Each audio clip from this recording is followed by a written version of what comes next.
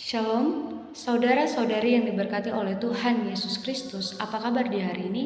Saya harap semua dalam keadaan yang baik-baik saja. Hari ini saya akan membahas tentang bukti kita percaya Tuhan itu ada. Ada satu pertanyaan yang muncul bahwa mengapa kita harus percaya pada sesuatu? Menjadi percaya sendiri mempunyai dua arti, yaitu Merriam-Webster Dictionary berkata bahwa menerima sesuatu sebagai kebenaran asli atau nyata, dan Dictionary.com adalah keyakinan pada kebenaran, eksistensi atau hal yang dapat dipercaya. Dalam Yohanes 3 ayat 16, firman Tuhan berkata bahwa orang yang percaya kepadanya tidak binasa melainkan beroleh hidup yang kekal. Kata percaya itu sendiri dalam bahasa Yunani adalah pisteuo, atau orang-orang Yunani menganggap sesuatu sebagai benar maka layak diyakini oleh seseorang dan mempercayakan diri pada sebuah entitas dalam keberanian penuh. Banyak pertanyaan yang muncul bahwa apa bukti kita percaya Tuhan itu ada? Maka kita harus menguji 4 opsi, yaitu realitas adalah ilusi, realitas adalah mencipta diri sendiri, realitas adalah eksis sendiri, dan realitas adalah dicipta oleh sesuatu atau seseorang yang eksis sendiri.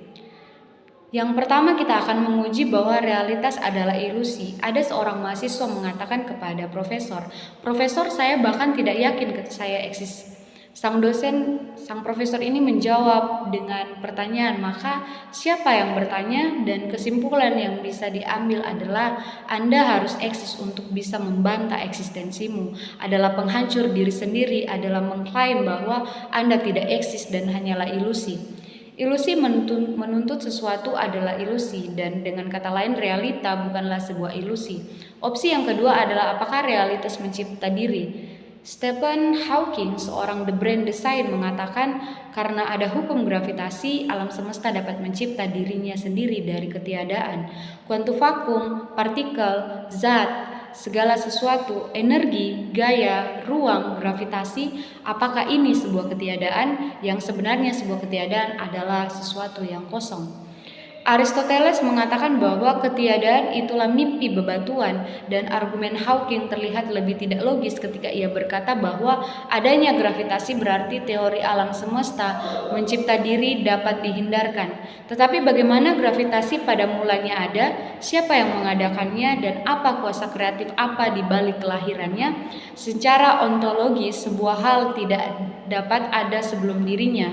Untuk mencipta dirimu sendiri, Anda harus ada sebelum dirimu sendiri, dan kesimpulannya adalah mencipta diri gagal dalam penjelasannya karena gagal secara analitikal. Dua opsi yang lain, yaitu Jonathan Edwards mengatakan sesuatu eksis, ketiadaan tidak dapat mencipta sesuatu, maka kesimpulannya adalah keberadaan yang dibutuhkan dan kekal. Selanjutnya kita juga akan menguji tentang opsi keberadaan yang dibutuhkan dan kekal, yaitu terdiri dari semesta yang kekal atau kosmos akan selalu ada. Dan pencipta yang kekal di dalam Alkitab sendiri berkata, pada mulanya Allah. Jadi yang mana? Ada pertanyaan yang muncul bahwa mengapa alam semesta tidak kekal? Semua bukti sains belakangan mengarah pada adanya permulaan alam semesta. Jika alam semesta memiliki permulaan, maka itu artinya ia tidak selalu ada. Jika alam semesta tidak selalu ada, maka sesuatu yang lain harus selalu ada. Argumen kosmologikal mengatakan segala sesuatu yang ada pasti memiliki sebuah penyebab. Alam semesta telah ada permulaan, dan kesimpulannya maka alam semesta memiliki penyebab.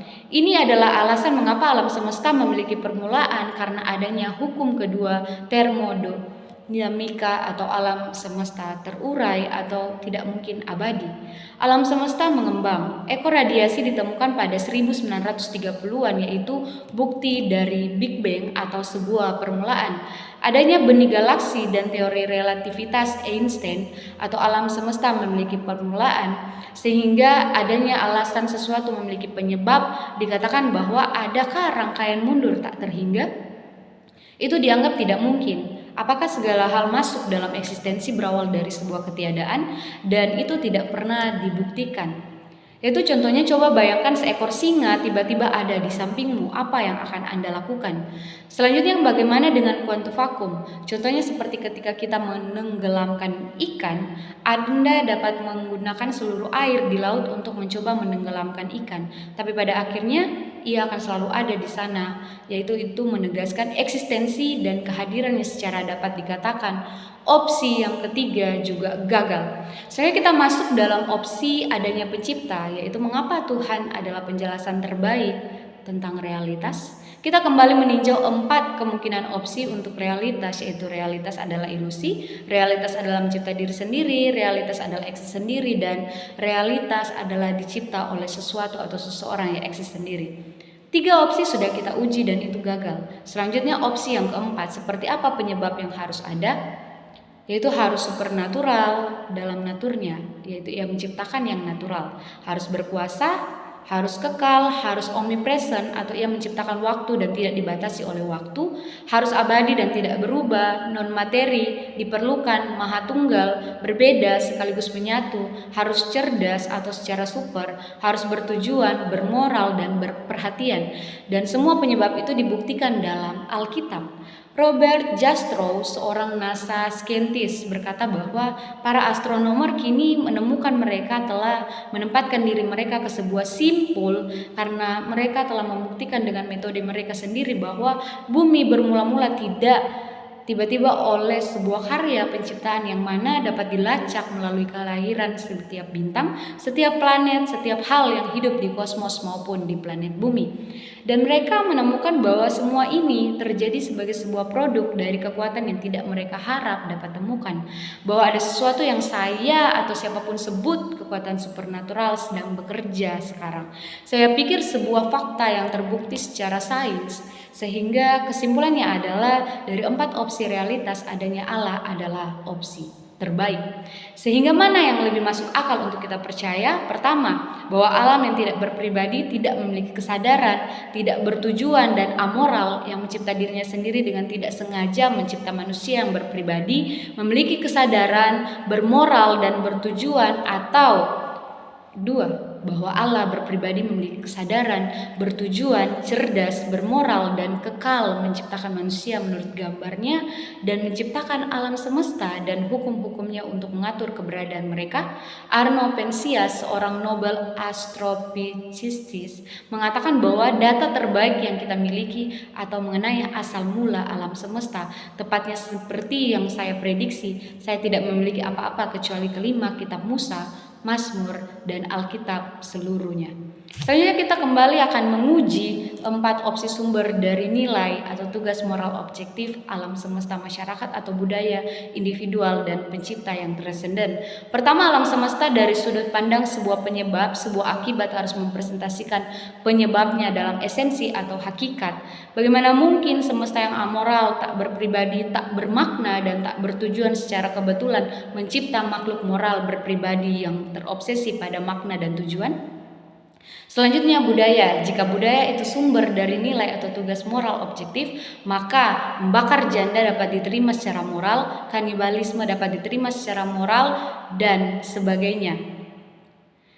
Jadi kesimpulannya bahwa kepada siapa manusia berkewajiban secara moral? Kewajiban moral itu nyata dan eksis, tapi kepada siapa? Dan bagaimana mungkin sebuah budaya adalah penentu benar atau salah jika budaya pernah dipengaruhi dari luar? Selanjutnya kita uji opsi ketiga, yaitu individual, yaitu bagaimana Anda memiliki opini moral yang berbeda jika setiap individu adalah pembuat keputusan tertinggi mana yang benar atau salah. Dan sebagaimananya Richard Dawkins berkata bahwa sains tidak dapat memberitahumu apakah benar atau salah jika engkau memakan bayimu sendiri. Tetapi sains dapat memberitahumu itulah yang sedang engkau lakukan. Kemudian kamu dapat memutuskan bagi dirimu sendiri apakah itu benar atau salah. Sehingga seorang sains Albert Einstein mengatakan bahwa Anda benar ketika berbicara mengenai fondasi moral dan sains, tetapi Anda tidak dapat berbalik dan berbicara fondasi sains dari moralitas. Ketiga opsi sudah kita uji dan ketiganya tidak membuktikan semua. Tinggal opsi yang keempat, yaitu pencipta yang transenden. Mengapa pencipta yang transenden dibuktikan dalam nilai atau tugas moral yang objektif? Ada argumen moral tentang Tuhan bahwa hukum mengimplikasikan pemberi hukum. Ada hukum moral yang objektif, maka ada pemberi hukum moral. Argumen lainnya berkata bahwa jika Tuhan tidak ada, Nilai atau tugas moral yang objektif juga tidak ada. Nilai atau tugas moral yang objektif ada, maka Tuhan juga ada. Ini membuat para ateis dilema dalam eutropodilema atau dialog skrotik. Mereka bertanya bahwa apakah sesuatu itu baik karena Allah menyetujuinya, atau apakah Tuhan menyetujui sesuatu karena sesuatu itu baik. Bagian pertama membuat Tuhan sewenang-wenang. Bagian kedua membuat hal baik terpisah dari Allah. Tuhan adalah keberadaan terbesar yang mungkin ada. Hakikat Allah yang mendasari apa benar atau salah. Tuhan tidak memiliki kewajiban terhadap sesuatu di luar dirinya. Ia bertindak, apa yang dilakukannya dalam hakikatnya adalah baik karena baik itu datang dari esensi atau hakikatnya, sehingga bisa ditarik kesimpulan bahwa sumber dari nilai atau tugas moral yang objektif yaitu adalah Allah, satu-satunya yang menyediakan nilai atau tugas moral yang objektif, dan Allah satu-satunya yang beroritas menekankan standar moral dan menjalankan kesetiaan pada nilai tersebut. Argumen lainnya yang menyatakan bahwa Tuhan itu ada adalah argumen teologis yang mencakup pelajaran tentang sifat segala sesuatu menurut tujuan atau perintah terhadapnya. Menyatakan bahwa alam semesta menunjukkan sebuah rancangan yang begitu luar biasa, sehingga pastilah ada seorang perancang ilahi, sehingga sesuai dengan penjelasan yang ada, yaitu adanya alam semesta dan moral atau aturan adalah tanda atau bukti bahwa Tuhan itu ada. Sekian, terima kasih.